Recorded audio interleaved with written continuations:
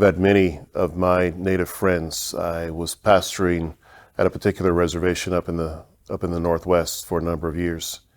I had church members that would come to me and say, "Pastor, I had a dream last night," and they would have seen or heard a loved one who has been dead for some time speaking to them.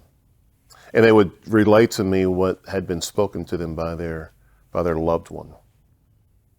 I guess here's what I would want you to know in that instance. We as Native people, we certainly honor our loved ones. We honor our elders, and we respect them. That's just part of who we are. I want you to also know, though, that we have a sworn enemy. And the sworn enemy, his name is the devil. It's Satan. It's Lucifer. And Satan is sworn to yours and my destruction. I've seen Satan destroy a lot of lives, and he uses a lot of tools to accomplish that. One of the things that he does to defeat, destroy, discourage, dismay us is he deceives us. He uses half-truths that might be partially true enough for us to believe, but it's not ultimately absolutely true. And you may be saying, "Well, Mark, how do you know that?"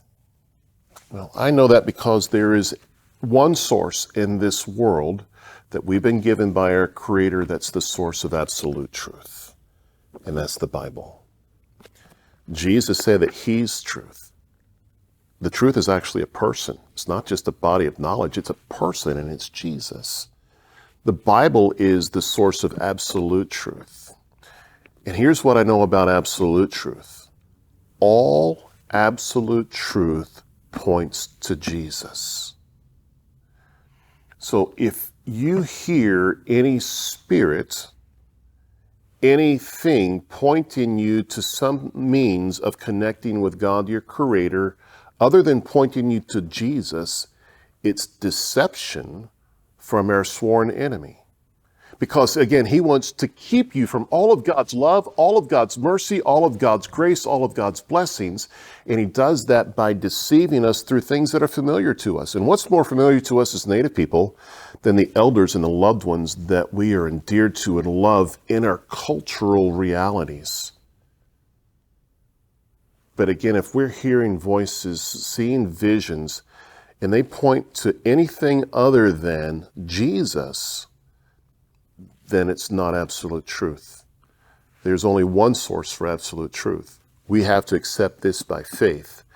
And God said to us in His Word, Jesus is truth. Jesus is the only way.